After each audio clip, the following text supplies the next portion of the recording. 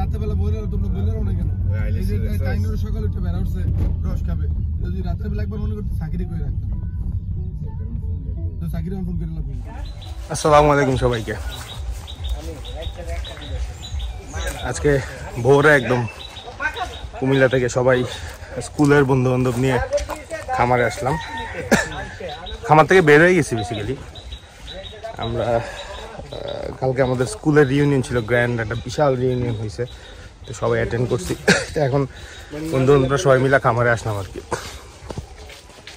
তো তাই চিন্তা করলাম একটা ব্লগ বানাই আপনাদের সাথে শেয়ার করে, দেখেন আপনার গ্রুপটা। এই যে এটি সব হচ্ছে আমার স্কুলের বায়াস থাকা, এই হচ্ছে সবচেয়ে দুর্বল বায়াস।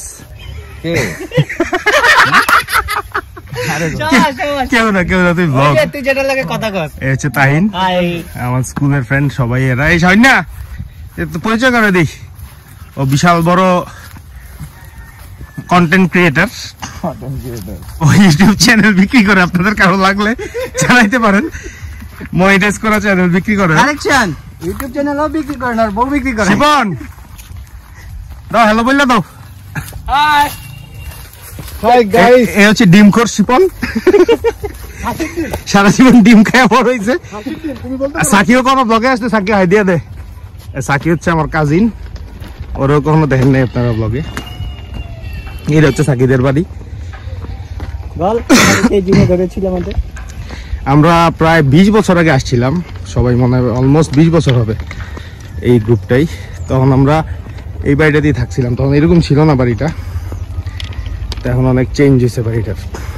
রাস্তাঘাটগুলোও চেঞ্জ হয়ে গেছে, রেল লাইন একটা ছিল, একটা লাইন ছিল, আর এই লাইনটাও অ্যাড হয়েছে। যাই হোক, দেখতে থাকেন আপনারা, ব্লগটা এনজয় করেন। এই যে আমরা যাইতেছি শহীদ মিনারের দিকে।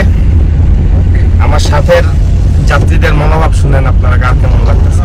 এবার বলো বলো ভাইস। গাড়িতে অসম্ভব গরম লাগতেছে, চেন্নাই হিটে সহ্য হইতেছে না। লাইনেরটা জানেন, তোর এই দুঃখ দুর্দশার কথা কি তোকে বলতে বলা হয়েছে? তোর শরীরে হিট বেশি, এখন তোর গরম লাগে কি করবি? শরীরে হিট বেশি, এটার মধ্যে নাই কিছু। তুই গেঞ্জিটাও খুলে ফেল তাইলে। তাই কর, তোর মনোভাব বল। মনোভাব তো সেই পুরোনো দিনের স্মৃতিগুলো মনে পড়ে যাচ্ছে। যাবো সামনে, আরো দেখবো কি কি করেছিলাম আমরা সামনে, দেখা যাক কি হয়। শহীদ মিনারে তো অনেক দুষ্টামি করছিলাম, এবার যাই করতে পারি কিনা, তখন তো ছোট ছিল, বুঝিনি। শহীদ মিনারে যেখানে আমাদের তোর পাশে একটা মসজিদ, খুব সুন্দর একটা মসজিদ, তো সুবহানাল্লাহ, অনেক সুন্দর। এবং আমরা যাচ্ছি শহীদ মিনারের দিকে, যেখানে আমাদের বীর সৈনিকরা তাদের আত্মা সেখানে শুয়ে আছে, দেশ স্বাধীন করেছে। এই শালদা, যেখানে আমাদের হাজারো জনতা, হাজারো সৈনিক, হাজারো বীর যোদ্ধারা এখানে যুদ্ধ করে দেশ স্বাধীন করেছে। আমরা সেই ঐতিহাসিক জায়গায় যাচ্ছি। না, এটা কিন্তু অবশ্যই ঐতিহাসিক জায়গা, এটা কিন্তু আসলেই সত্যি কথা। এটা মাত্র এই কুমিল্লা জোনের, যেটা আমরা কুমিল্লা জোনে সবাই জানে শালদা নদী। হ্যাঁ, এটা খুব ফেমাস একটা স্মৃতিস্তম্ভ। এটা শুধু শহীদ মিনার বলে না, শহীদ স্মৃতিস্তম্ভ বলে আর কি। যে রাস্তাটা হচ্ছে এইটা, রাস্তাটা ঠিকঠাকই আছে, আগে খুব খারাপ অবস্থা ছিল রাস্তাটা, এখন অনেক ইমপ্রুভ এই রাস্তাটা আগে থেকে। শহীদ মিনার ব্লগ আপনারাও আগে দেখছেন আমার চ্যানেলে, হয়তো এটা একটা ব্লগ হবে। এটা পরে পাইছে যে এটা হচ্ছে শালদা নদী গ্যাস ফিল্ড, এটার বলে। এইটা পুরাটা এখানে পাবলিক্সের একটা বিরাট কর্মযজ্ঞ চলতেছে। এই জোনটা পুরাটাতেই গ্যাস, জায়গায় জায়গায় গ্যাস হচ্ছে। চারিদিকে ইন্ডিয়ার বর্ডার, ইন্ডিয়াও ট্রাই করতেছে আমাদের এখান থেকে গ্যাসগুলো নেওয়ার জন্য। এই যে এটা হচ্ছে গ্যাস ফিল্ডের পুরো বাউন্ডারি। এই যে এখানে একটা ইয়েও আছে, বিলবোর্ড আছে। এটা হচ্ছে একটা এন্ট্রি গেট, এটা আর কি। অনেক জায়গা নিয়ে তোমার আইসা বললাম আমরা শহীদ মিনার। ওই যে এই গেট দেখছেন আপনারা আগে অনেকবার, আজকে আরেকবার দেখাই। এটা পুরো লিস্ট আর কি। এই যে আমরা ঢুকলাম সবাই ভিতরে, এটা তো নতুন করে এক্সপ্লেন করার কিছু নাই আপনাদের কাছে, কারণ আপনারা সবাই এর আগে অনেকগুলা 2টা ব্লগেই দেখছেন মনে হয়। প্রচণ্ড রোদ আজকে, মানে তাকানোটা বিট ডিফিকাল্ট। অনেক আরো লোকজন ছিল, তখন আমরা উঠি নাই, অনেক লোক ছিল, যার কারণে এখন একটু ফাঁকা হয়েছে। এখন ঢুকলাম আর কি বেসিক্যালি। তাও আসছি যেহেতু আপনাকে জাস্ট একটা ছোট ভিউ দিই।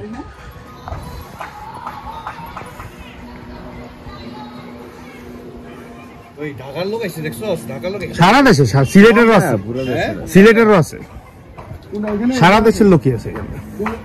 বগুড়া, বামবাড়িয়া, সিলেট, এটা তো এই এলাকার লোক। ময়মনসিংহ, 160 টাকা দাম ওটা। ফরিদপুর, তোর এলাকায় আছে কিনা দেখ। ঠাকুরগাঁয়ের মানুষ আছে, ঠাকুরগাঁও মানুষ সব জায়গারই আছে, সব জায়গারই আছে। তো এই জিনিসগুলো তো দেখছে আপনারা আগে অনেকবার আমি দেখাইছি, নতুন করে দেখানোর কিছু নাই। বিশেষ করে না লোকাল যেদি But এইটা এদিকে দেই ওই আর্মি পার্সনরা বিভিন্ন সাইডে আসছে, হ্যাঁ। না না এটা রেজিমেন্ট। এটা এই জায়গাটার মানে ভিউটা সবার চেঞ্জ হয়ে যায় যখন আসে, মানে আগে হয়তো ওইভাবে ইয়ে করতে পারে না জায়গাটা কেমন বা কি রকম, উঠলে কেমন লাগে, বাট যখন উঠে দেখার পরে সবার আগ্রহটা চেঞ্জ হয়ে যায়।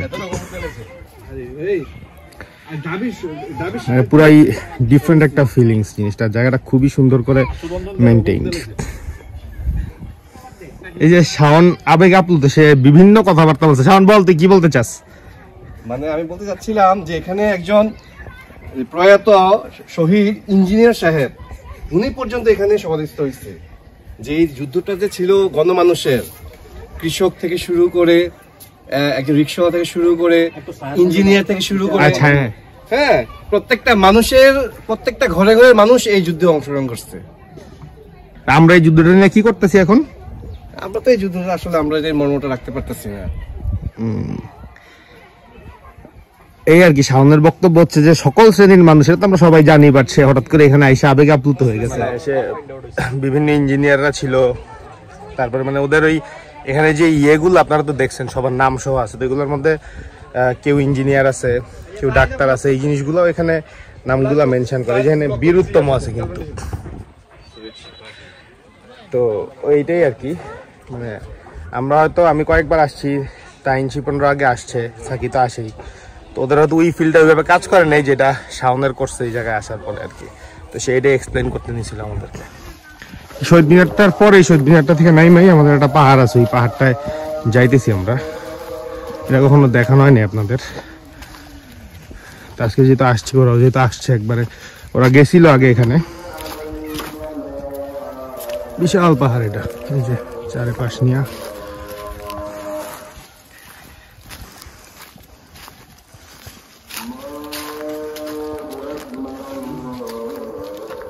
বেসিক্যালি এই পাহাড়গুলো তো আসলে কোনো ইউটিলাইজেশন নাই, এগুলা গাছের জন্যই মূলত পাহাড়গুলো কেনা হয় বা রাখা হয়। তো আমাদের অনেক পুরানো পাহাড়,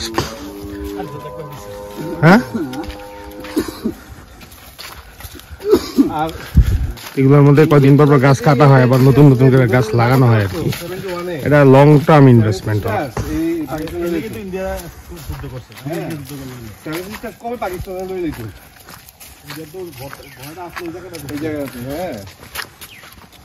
এটা বিশাল এরিয়া, প্রায় 30 বিঘার মতো একটা এরিয়া নিয়ে আর কি এটা।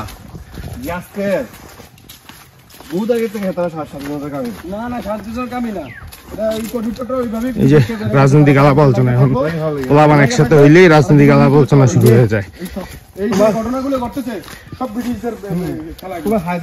হায়দ্রাবাদ কিন্তু স্বাধীন ভূখণ্ড ছিল।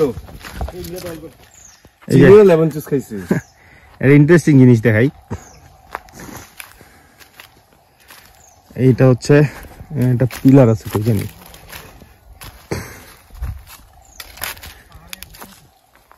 চোখে পড়তেছে না, এই মাত্র দেখলাম পিলারটা। যাই হোক, এই গাছটা সোজা ধইরা, এই গাছটার এদিকে একটা পিলার আছে, এটা আমাদের পাহাড়ের সীমানা পিলার আর কি, এদিক দিয়ে এই যে এই পিলারটা। তো এইখানে ইন্ডিয়ার বর্ডার শেষ, এই ওরা এখন ইন্ডিয়াতে আছে, মানে ম্যাপ ওয়াইজ যদি চিন্তা করেন। ঠিক এখান থেকে 150 গজ সামনে হচ্ছে কাঁটাতারের বেড়া, আমি জানি না দেখা যাচ্ছে কিনা, ওই যে ওই জায়গাটায়, এই যে গাছগুলার এই জায়গাটা, এটা হচ্ছে কাঁটাতারের বেড়া এখানে, এটা ইন্ডিয়ান বর্ডার। আর আমাদের পাহাড়টা যেখানে শেষ হয়েছে ঠিক তারপর থেকে ইন্ডিয়া শুরু বেসিক্যালি। সো একদম বর্ডার ঘেঁষা এই জায়গাটা আর কি।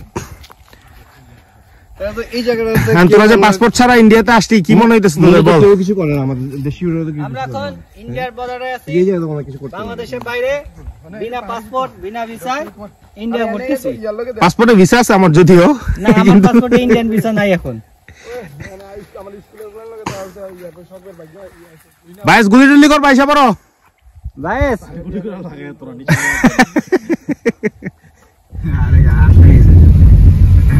আমরা গ্রামের মেঠো পথ ধরে জসিমের খামারে যেতে আপনারা তো জসিমের চিনেন সবাই, ওর খামার আগেও মনে হয় দেখাচ্ছে। তারপরে এই যে পাহাড় থেকে নেমা জসিমের খামারের দিকে যেতেছে আর কি। তো এখন আমি ইন বিটুইন ওদের থেকে একটু মতামত নিয়ে নিই ওদের শহীদ মিনার কেমন লাগলো। ব্যাস আগে তুই কর শহীদ মিনার কেমন লাগলো তোর?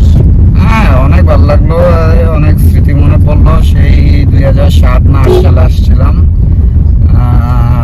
সেই পুরানো স্কুল কলেজ পার হওয়ার পরে স্মৃতি এবং আমাদের এদিকের স্মরণীয় মানুষ কি বলে দেশের স্বাধীনতা সংগ্রামের তোর ওই সময় যখন আসছিল এটার মধ্যে চেঞ্জ আছে না? অনেক চেঞ্জ, হ্যাঁ অনেকটা ইমপ্রুভ মনে হইতেছে আস্তে আস্তে। রাস্তাঘাট, এলাকার মানুষজন অনেকটাই পরিবর্তন, আরো ইমপ্রুভ হবে সামনের দিকে। গ্রামের ভিতরে চিপার ভিতরে কি সুন্দর স্কুল। তোর মতামত দাও। আমার মতামত ওই তো পুরানো স্মৃতি মনে পড়া, জায়গাটা আগের মতন আছে, সুন্দর আছে, কবর থেকে ভালো লাগলো। এর আগের বার যখন আসছিলাম তখন অনেক শীত ছিল, জ্যাকেট ট্যাকেট পরা ছিলাম, এবার অনেক গরম ছিল। আচ্ছা আরেকটা জিনিস, এই যে এখানে একটা গ্যাস ফিল্ড তোরা এখানে কিন্তু এই সেই মোটামুটি একটা গ্যাস ফিল্ড পাইছিল, বুঝছো? এই ওই জায়গাটা তো এটার মধ্যে শেষ পর্যায়ে যে তোরা অ্যানাউন্স করছে এটা ব্লক হয়ে গেছে আর কি জায়গাটা। তো এইটাও কিন্তু একটা মানে বাংলাদেশের না কনস্পিরেসি এভাবে বলাটা উচিত হবে না, ওরা অ্যানাউন্স করছে শেষ পর্যন্ত পায় নাই আর কি গ্যাস। আর সাধারণত কেমন আছে আমার কাছে যেটা মনে হয় এই জায়গায়, মানে আমি আমার আগের ব্লগগুলো তো মানুষের বলছি, যারা এই কুমিল্লার আশপাশে আছেন বা যারা এই কুমিল্লার সাইডটাতে আসবেন অবশ্যই এই জায়গাটায় আসবেন।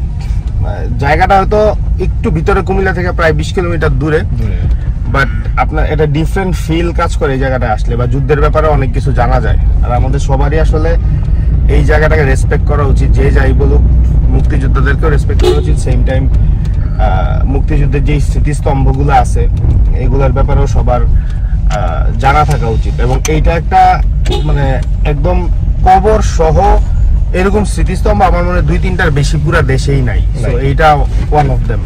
তো অবশ্যই এই জায়গাটায় আসলে আমাদের আসা উচিত। আমি মনে তুই তো কুমিল্লায় আসস, তুইও না? আমার কাছে তো এটা জিনিসটা মনে হচ্ছে বাড়ির পাশে যে আশ্বিনগর, আমি সেটাই জানতাম না যে এত বড় একটা মানে গর্বের বিষয়, পাশাপাশি